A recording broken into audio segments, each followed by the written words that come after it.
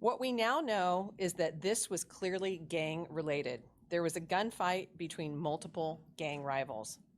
Ultimately, this incident left 6 dead and 12 people injured. More than 100 casings were found on scene from handguns of 2 different calibers. We also know that there were at least 5 shooters and that one of them used a stolen handgun with full auto capabilities and a high-capacity magazine. While we have made several arrests in this case, we know there is still more work to do, including locating and arresting Mr. Matula Payton. We have currently a team of detectives doing everything they can do to locate Mr. Payton. I want to repeat something I've said throughout the past month since this shooting occurred. This event was shocking to Sacramento, but it was also a very visible and public demonstration of what too many families in our city know every day. Gang and gun violence are rare on this scale and rare on downtown streets, but violence is far too common in many of our neighborhoods. Families who face this reality daily are desperate for help. Everyone deserves to live in peace and safety, no matter what neighborhood you live in.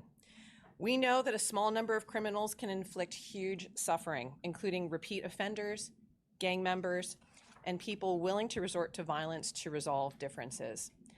Guns and gangs are fully entrenched in this. Addressing urban violence needs to be a community effort and requires partnerships at every level. I know that none of us can create public safety alone, not the police department, not the city, and not even the best-intentioned community-based organizations. We all have to work on reducing violent crime together. As your police department, we are confronting this and stepping forward to do our part by working with our law enforcement partners to keep repeat offenders off the streets, by supporting and partnering with our community-based organizations that are on the ground in our neighborhoods and who are working with us to keep neighborhoods safer, and also to connect anyone willing to get help to the resources that they need.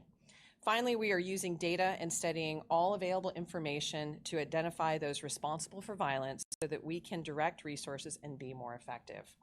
The bottom line is that everyone deserves to be safe, and we are determined to stand with those who are working to make this reality.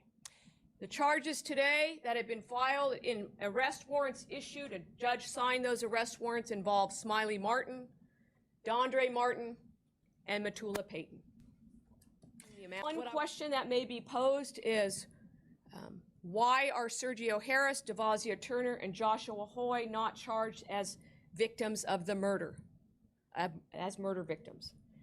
As the chief said in her comments, and has been stated already in other public documents, this was a gun battle between 2 rival gangs. The evidence shows that the rival gang members armed themselves with weapons. The evidence shows and will show that these individuals armed themselves with guns. While our law of homicide has changed significantly over the last few years in terms of how we hold people accountable, one law that has, or I should say theory of what we call liability, is well settled in California law. And that law essentially says that when individuals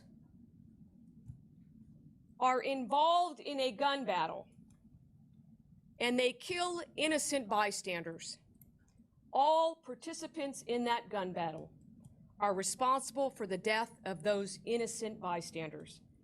It doesn't matter whose bullet killed who. What matters is that this was a gun battle between rival gang members who came armed to this scene in downtown Sacramento, and innocent bystanders died.